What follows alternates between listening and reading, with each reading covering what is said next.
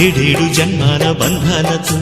ఈనాడు నీడు పండించనా మరి తయారయ్యే ఉన్న వయ్యారంగా సయ్యత్తు ఒళ్ళోకి వాలంగా చూసుకొచ్చానమ్మా చూడు ఉత్సాహంగా చిన్నారి వన్నెల్ని ఏలంగా ప్రతిక్షణం పరవశం కలగగా